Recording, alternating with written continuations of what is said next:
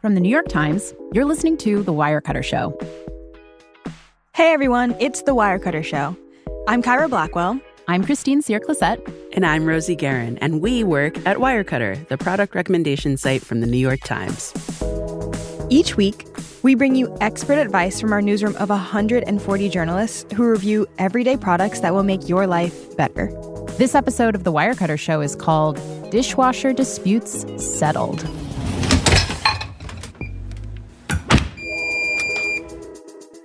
Kyra and Christine. Uh-oh. Oh, she's using her adult voice. Her serious voice? Today, on the podcast, we are discussing the appliance responsible for a great number of divorces in America. Any guesses? I really have... The refrigerator. The refrigerator. No, I think it's got to be something like the washer. It's obviously the dishwasher. Oh, duh. In my experience, every marriage consists of two distinctive people, and you're either one or the other. You're either the white glover or you're the raccoon, okay? Stay with me. I'm here. The white glover loads a dishwasher like they're in a high-end antiques shop, meticulous, organized, everything in its place. And then there's me, the raccoon. The raccoon takes its little paws with its little opposable thumbs and tosses those dishes in any empty available space it sees. Efficient, inspired, creative. Infuriating. Top rack, bottom rack, the air quotes silverware basket. We don't discriminate. So in my experience, the white glover tends to take umbrage with the raccoon, while the raccoon is simply happy to be sharing a life with the white glover. And now, somehow, I'm no longer talking about dishwashers. You know what?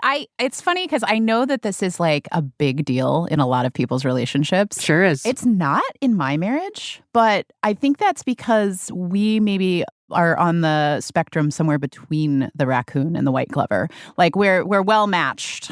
You must have something that's a metaphor for your marriage. Yeah, I mean, yeah, there's probably other things, and we'll talk about those in other episodes. But I don't know. Kyra, do you have this issue in your life? Oh, yeah, I fight with myself all the time about the dishwasher that I don't have. Oh, just for yourself, right, because you don't have a dishwasher, right. But when I'm in other people's homes, including my partner's, I feel like as long as the dishes are clean, nobody's fussing. Yeah. I think I'm just so grateful to have a dishwasher because I lived without one for about 15 years, my first 15 years living in the city. So just having a dishwasher is just like this joyous, wonderful thing in my life. And so you guys are not going to be fighting over who's loading it because you're just too grateful to have it. We're just like, oh my gosh, we don't have to do it? That's great. Yeah.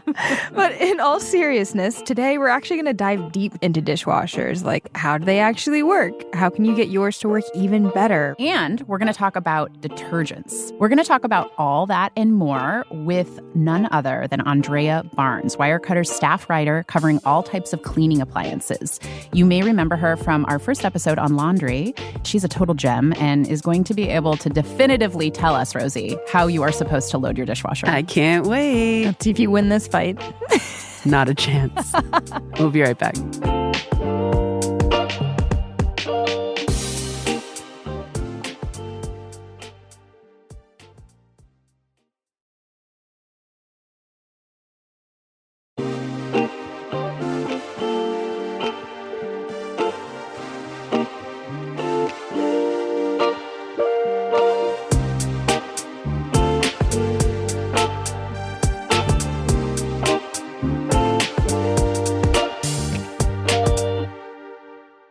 Welcome back to The Wirecutter Show.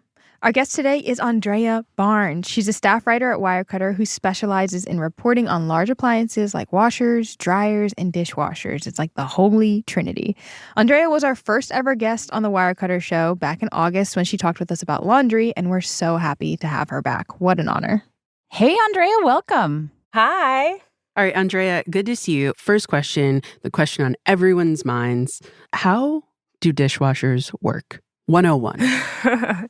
Well, I can tell you how they don't work. A lot of people think that they fill up to the top with water once you close the door, and that's not what happens. Yeah, this is actually something that people have said to me. Like fill up completely? Yeah, like an aquarium or something. Okay. Wow. It's like taking a bath. Happen. Like a bath for your dishes. Yeah, deep soak every cycle. Deep soak dish. Yeah. So basically, when you load your dishwasher and you put the detergent in and you start it, A few gallons of water will come out and sort of pre-rinse the dishes. Then the detergent will dispense. And then more water comes out, 2 or 3 gallons. And then for the next, depending on how long the cycle is, so it could be like 30 minutes, it could be 2 hours, the water is circulated through the spray arms and sprayed onto the dishes. And then it goes back down into the drain and then is pumped out and put over the dishes again.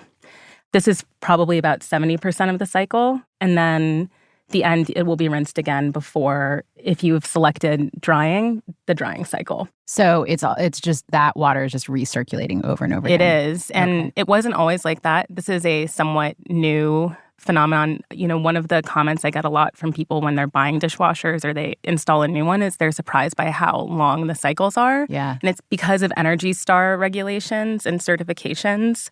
Dishwashers are using less water, which means the cycles have to go on for longer and the water needs to be circulated for a longer time. Okay. So, I think people always assume that a dishwasher is just awesome because it is convenient. But if you have the choice, why use a dishwasher instead of hand washing your dishes and silverware? So dishwashers definitely use less water. Modern dishwashers usually use around 3 to 6 gallons for a normal cycle. If you want to compare that to hand washing, let's say an average faucet in your home, when it's running, is running 1.5 to 2 gallons of water per minute. Most people are going to take longer than 2 minutes to wash dishes, right? So when you start doing basic math, you are definitely saving water with a dishwasher. Is it more sanitary to use a dishwasher as opposed to hand washing too? It depends. Yes, overall, absolutely, yes, it's more sanitary. If you wanted to run your water really hot with hand washing, you could probably kill a lot of bacteria.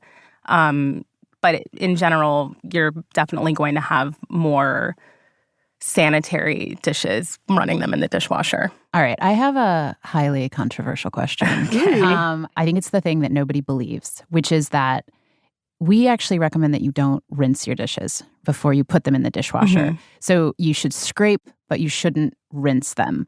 But I've talked with people before about this, and they just refuse to believe it. Yes, I don't know who started this rumor to have dishwashers not do their job, but it's why the machine exists. It's called a dishwasher, not a dish sanitizer. It's also pretty cool. It's one of the older American appliances. It was originally invented in the 1800s by a woman. And of course it was, because women were probably washing all the dishes, right? It's really cool. A lot of where women enter in the science world, a lot of it is through home ec. The dishwasher is not an exception to that. So if you consider that this dishwasher is, nearing 200 years old, the concept of it, I'm pretty sure that your dishwasher can do its job, if it's at least a decent dishwasher. So there's 2 reasons to scrape and not rinse your dishes. The first is that the point of the dishwasher is to wash dishes, and it's designed to do so. The second is that modern detergents work better with a little bit of soil. So if you don't put any food stuff or soil into your dishwasher, you run the risk of harming your plates and your glasses. You can see frosted glass. You'll see, etching on items.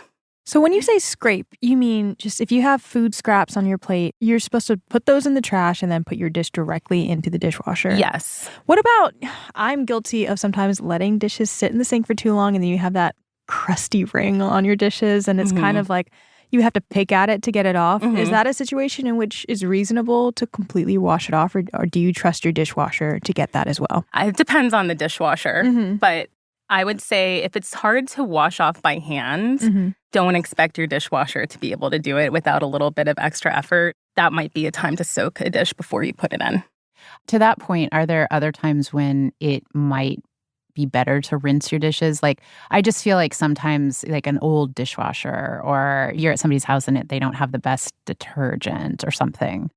Yeah, so that's a good question. I would say that this falls more under a machinery difference. Most cars are going to get you from point A to point B, but every car is different. And I would say dishwashers can also have sort of similar quirks. So if you have an old dishwasher you've tried everything. You've rinsed the filter if it has one. You've tried better detergent and it's still not cleaning dishes. I would say maybe that's a case for rinsing. I would also say if you're rinsing your dishes already, you might want to save up and buy a new dishwasher. Oh, no. Yeah, okay. I know. All right. Because That's at that the point, bad you're news. doing the work twice, Yeah. right?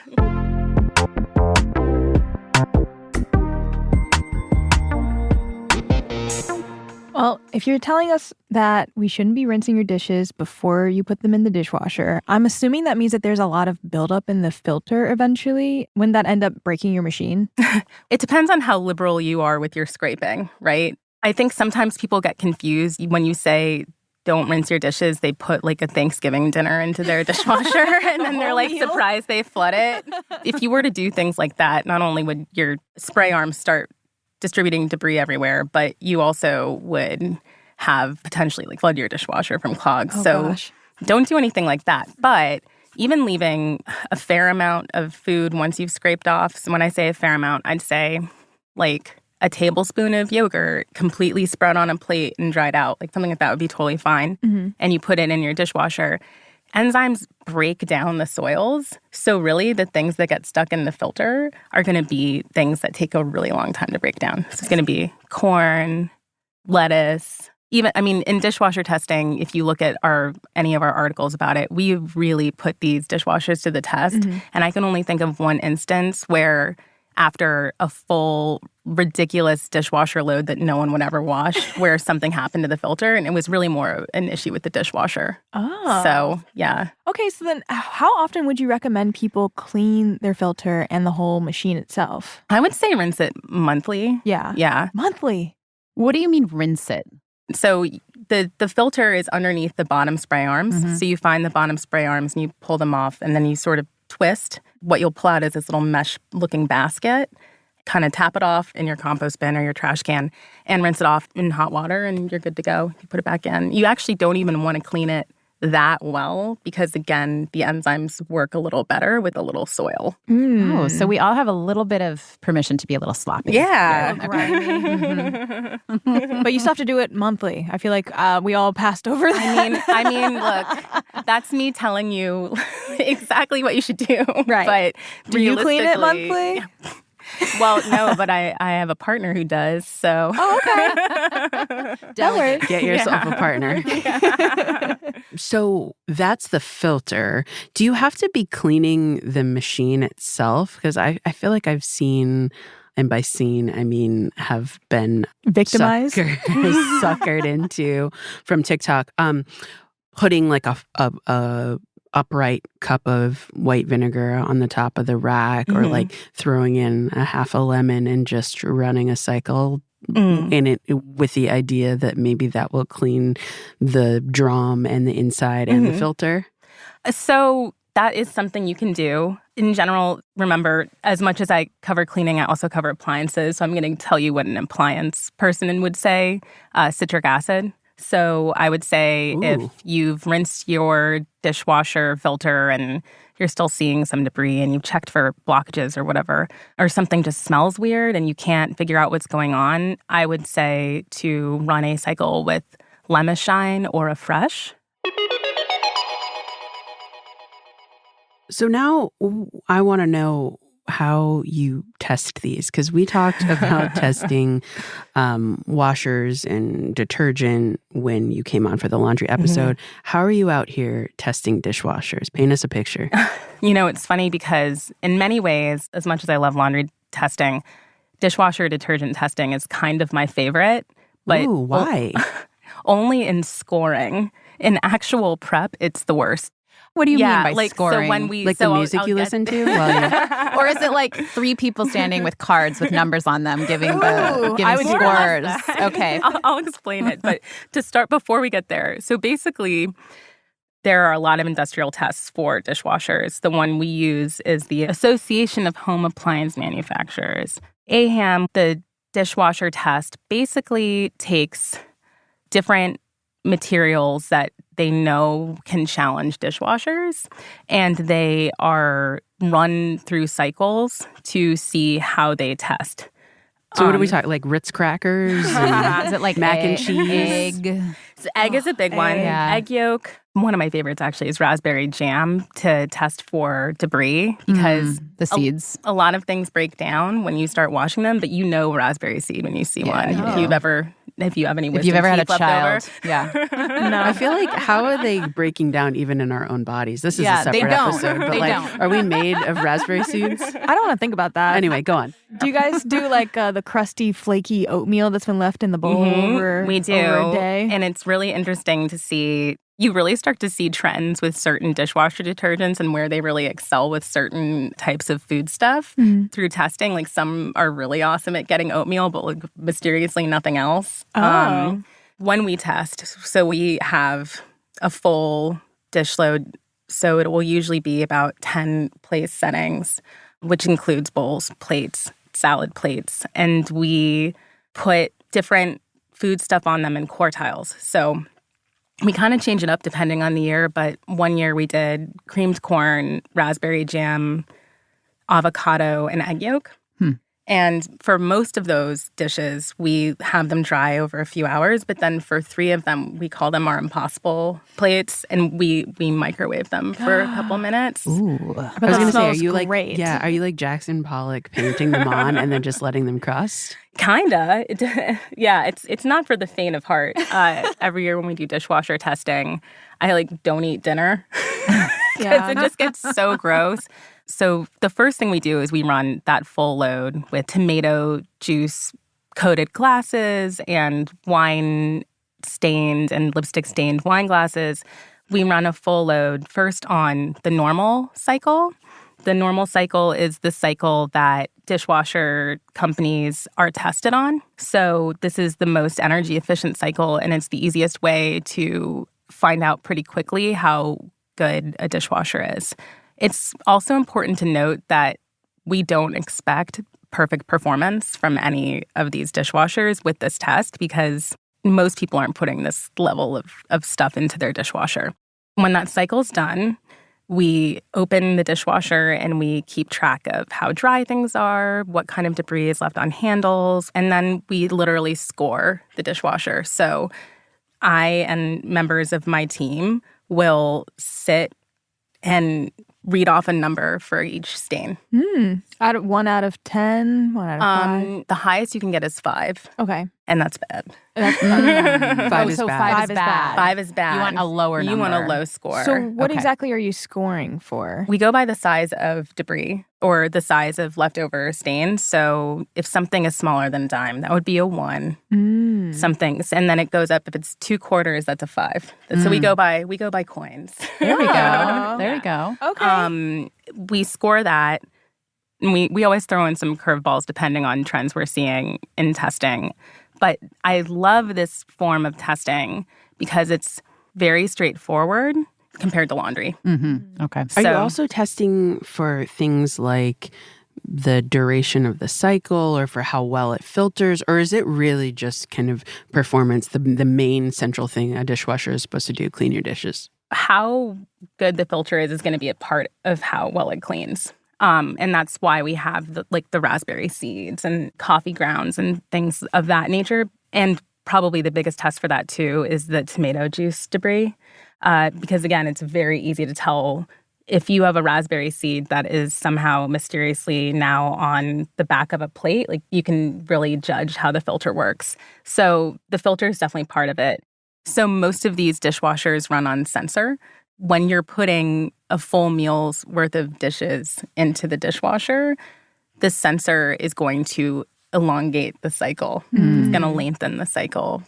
So we don't pay that much attention to dishwasher cycle length, except for express cycles and how effective they are.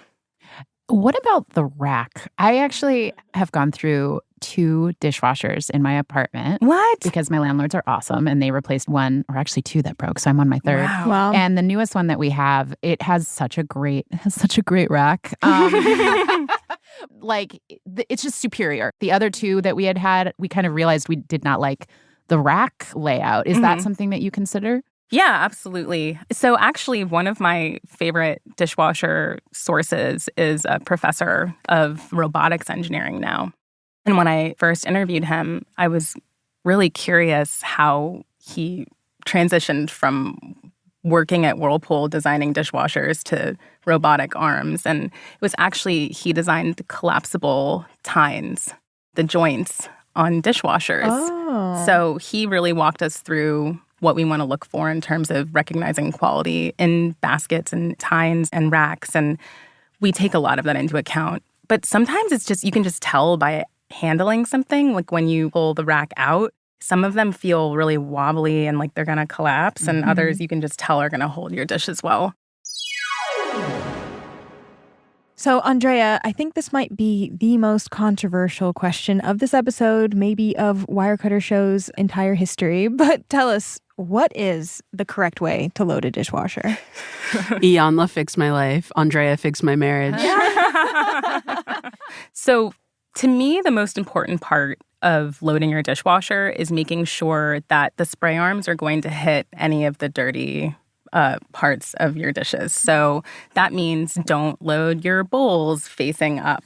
It means to make sure that your forks and spoons are either loaded in the third rack or the utensil basket in a way where they will also be hit. In testing, we play around with different placements of utensils, and you'd be surprised that actually a lot of times those yogurt spoons or oatmeal spoons that you think the dishwasher stinks, it's actually that you had it like tilted a certain way and like nothing was getting on it. So I would say that you want to load forks and spoons handle side down, and then knives blade side down. You also want to leave out certain items. So you do not want to wash wood items in your dishwasher. One, because you can ruin the wood, and two, because you could also risk like putting a splinter through your filter and causing avoidable problems. Let's say that. I'd always thought that if you put bowls on the bottom rack face down, then maybe it would stop the spray arms from reaching the top rack. Is that a real concern to have? Do you mean like large mixing bowls? Yeah, anything that's larger than your average, like soup bowl. I mean, don't put like 2 sheet pans on your bottom rack and block everything, right? Well, that's a good question. Like, should you be washing things like metal sheet pans or metal pots and pans? The big ones. Yeah. I'm going to let that be a personal choice.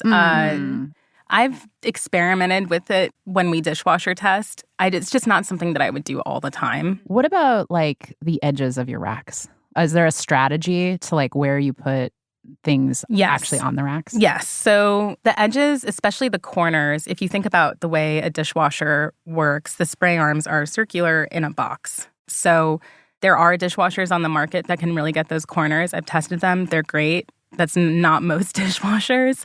An example would be a really dirty Bloody Mary glass or a ramekin filled with brownie batter or something like that. It might not get totally clean depending on. So I wouldn't put those there. I'd put them more toward the middle of the top rack. Oh, so the middle of the dishwasher is the best real estate to get cleaned. If the machine's good, yeah. I see. Some dishwashers have dead zones. It's really interesting. Just know your dishwasher. Yeah. Okay. And I would say that if you consistently have dishes that are coming out, you're being realistic about how much you're scraping off. I would take a look at the manual and make sure, because every dishwasher is a little bit different, but also most dishwashers have multiple ways you can load the top. So it might be there's another way you could place things that would be worth a try.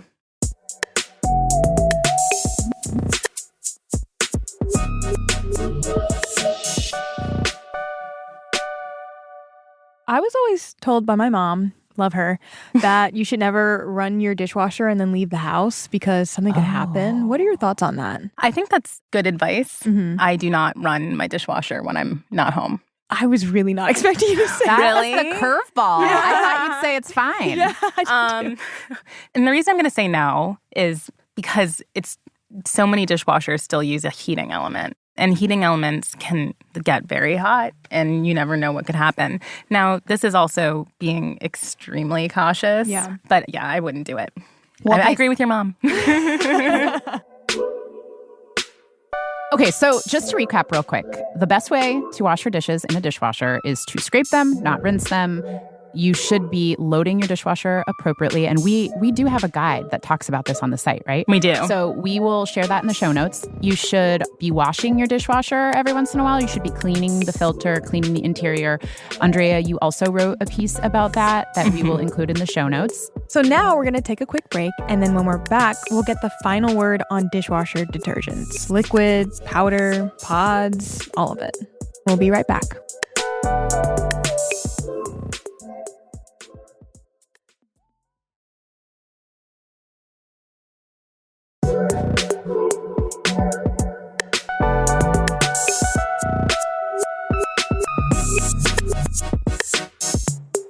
Welcome back to the Wirecutter Show. Our guest is Andrea Barnes, Wirecutter staff writer and dishwasher expert.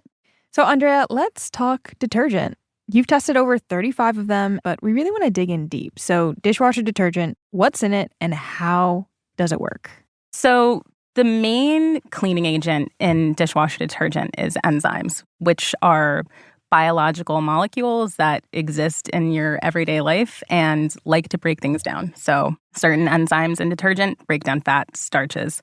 The other things that are in good dishwasher detergent would be some form of bleach. Usually, oftentimes it's oxygen bleach. So we're back to oxygen bleach again. Which we talked about a lot in our laundry episode. Yes. Yep. And some form of salt. So dishwasher detergent, when the cycle starts and the water starts running in your dishwasher, it used to be that the dishwasher detergent dispensers had 2 dispensers. I don't know if anyone remembers this. Oh, I remember. Yeah. So it doesn't do that anymore. But basically, the dishwasher detergent starts to dissolve.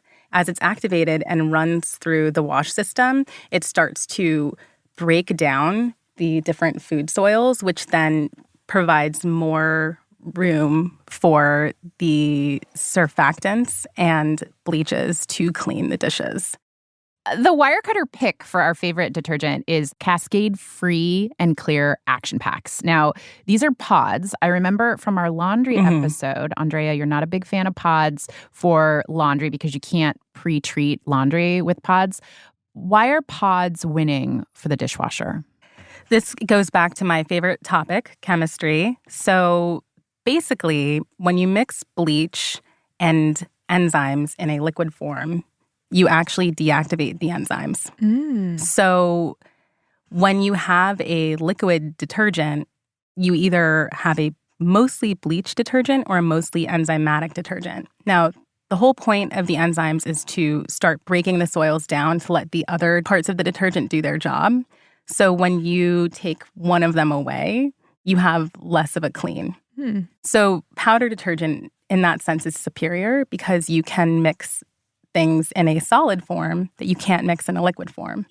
With our picks, you kind of have the best of both worlds because you have the solid powder combined with liquid, but they don't actually combine until the cycle starts. So, and actually we've done this. We've done these dissolvability tests and they're really cool. The way our picks dissolve is you see the powder start to break down into the glass and the top liquid part takes a lot longer to break down. And the liquid part is usually some sort of liquid enzyme and some sort of cleaning booster that pushes it above just your typical powder washing, which is how they became picks. Andrea, something that we didn't get to cover in our laundry episode, but I know that some listeners wanted us to ask you is pods. Are they environmentally terrible? I think people think of them as wrapped in plastic and it's just going into the water, creating like a microplastic issue. Well, first of all, okay, so I've interviewed, no joke, 11 scientists in the last 2 years to get to the bottom of the answer to this question. Not one of the scientists I spoke with believes that pod film would count as a microplastic because it's liquid. What? So there's that. What do you mean it's liquid? Because when you're holding a pod, it feels like a little plastic wrapped Definitely ball, feels right? solid. Yeah, it's water soluble. Okay. So that said, obviously, that doesn't mean it disappears, right? I wouldn't go throw a pod into the ocean, personally. But, pod film is something called polyvinyl alcohol, which is a close relative to a different material called polyvinyl acetate, which is also known as glue. Oh. If you look at a patent for Elmer's glue slime kits, there's polyvinyl alcohol in it. It's actually something that we encounter every day. It's in eye drops. If you like to wear like sheet masks, it's in sheet masks. It's in mascara. It's in a lot of things. I don't want it to be in these So things. it's not a petroleum-based film. It is petroleum-based. It is some of it. petroleum-based. But what I'm hearing is that it's not a lot of a bad thing, but it is made of a kind of a bad thing. But it's so marginal that it doesn't matter. Like what actually is the answer here? I think that a really good dishwasher detergent, if you looked at the results of our testing and saw the difference between a chambered pod that we recommend versus a regular powder or liquid detergent of any kind, you'd be amazed. And in that regard, to us, it really can be that you don't have to rinse your dishes. You're saving water. It's a personal choice. If it weirds you out, like absolutely don't do it. But don't think that there aren't other petrochemicals hanging out in any of the detergents you're buying, you know? I do get that. And I think for us, when we think about this, there have been studies on the impact of polyvinyl alcohol. Like, I wouldn't say like go throw a bunch of it into your ocean or like start eating it for fun. But I think in this case, like based on what we know now, the benefits can outweigh it.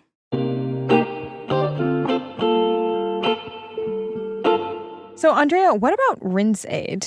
What even is it? What does it do? And is it necessary?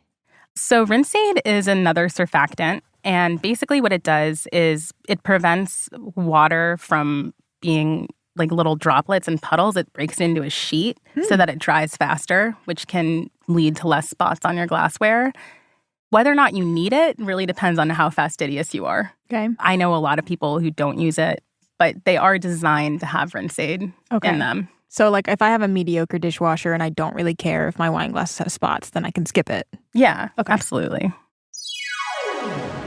Can we close the loop on loading? I am the person who finds every single empty space in the dishwasher, and I throw things in. I think the word maybe is akimbo. No. How does your partner feel about this? Oh, not great. Well, this is the premise of the whole show, right? This is the whole premise, yeah. But I just want mostly for you to say that I'm right. Okay. And I win. You know, I've been part of this great debate. And you know what I think the most powerful thing to do is? If you're the akimbo loader, just let the other person do it. Ooh. You know, The like fight back. perfect answer.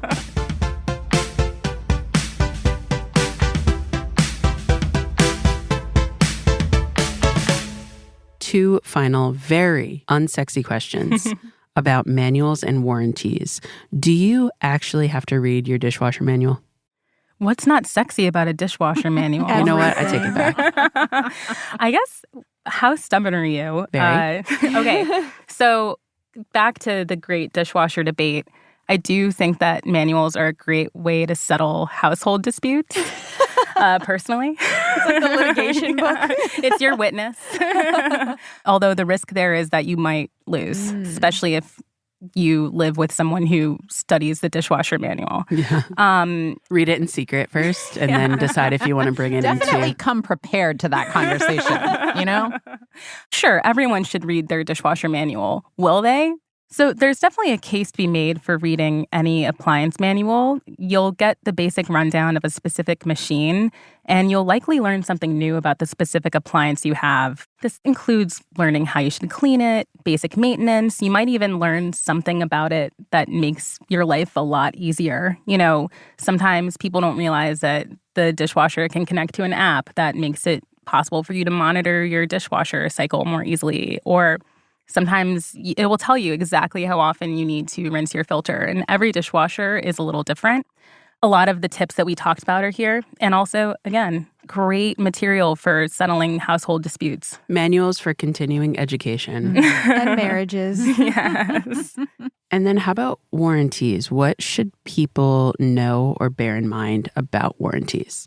So We take warranties into serious consideration when we look at appliances. And our current top pick, the Miele G5008, has an automatic 2-year warranty with an option to extend to 5-year warranty. I tell anyone I know who's buying a dishwasher to buy the extended warranty. It's worth the cost. You just never know what might happen. If there's a dishwasher you really want and the warranty isn't so hot, you can also be strategic about where you buy. IKEA has a 5-year warranty. Costco has, I believe, a 2-year warranty. So I tell people to buy appliances there all the time. Okay, Andrea, you've been here before, so you might not be surprised that before we wrap, we like to ask all our guests one final question. What's the last thing you've bought that you've really loved? It's actually the League of Kitchens cookbook, which Rachel Wharton, who's on the appliance team, was a co-author on. Ooh. What makes it great? So it is, well, from a geeky journalist perspective, it's awesome because she helped write recipes made by grandmas, basically. So she watched videos of people taking a pinch of something and figuring out exactly, when you try to recreate recipes.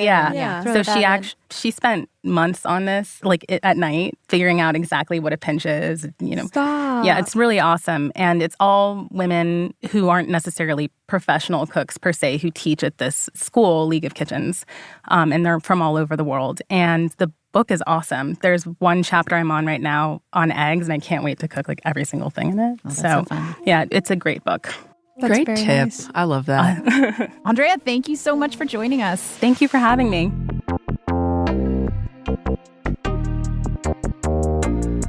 Andrea, back again. That was great. I love that Andrea is nerdy in the best possible way. She goes deep so much. She goes in and looks at patents to find, Her sources are it's stacked. It's great. Incredible.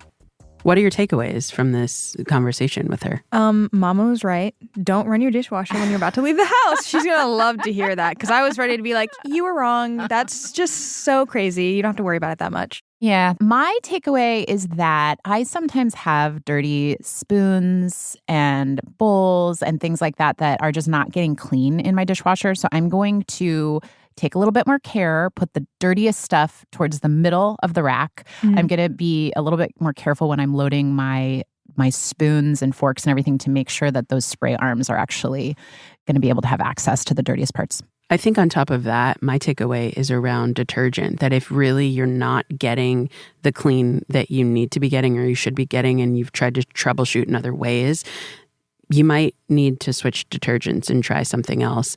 And that the main active ingredient that you're looking for in these detergents that's actually really doing the trick is enzymes. Yeah, enzymes. And, this is the bonus one. I think that if anyone doubts that they should not be rinsing their dishes, the counter argument is that you can actually damage your dishes. If you're using enzymatic detergent, it could cause some damage. So the more you know. Yep. If you want to find out even more than this about Wirecutter's coverage, Andrea's reporting, or if you want to check out any of the products or tips Andrea recommended today, go to nytimes.com/Wirecutter. Or as always, you can find a link in the show notes. That is it. Kyra, Christine, see you next week. See ya. Bye. And here's what's coming up next week on The Wirecutter Show. Pull-ups are a great exercise. They're definitely not the easiest of exercises. Impossible, some might say. I feel like it's the white whale. Make sure you're following the show on your favorite podcast app so you don't miss it. The Wirecutter Show is executive produced by me, Rosie Guerin, and produced by Abigail Keel. Editing by Abigail Keel. Engineering support from Maddie Mazziello and Nick Pittman. Today's episode was mixed by Catherine Anderson. Original music by Dan Powell, Marian Lozano, Alicia Baitup, and Diane Wong. Wirecutter's deputy publisher and interim general manager is Cliff Levy. Ben Fruman is Wirecutter's editor-in-chief. I'm Kyra Blackwell. I'm Christine Cyr-Clisette. And I'm Rosie Guerin. Thank you for listening. Good racks are nylon. Sorry, now I'm laughing. Guys, we're grown adults. That's why it's funny. I know, that's why.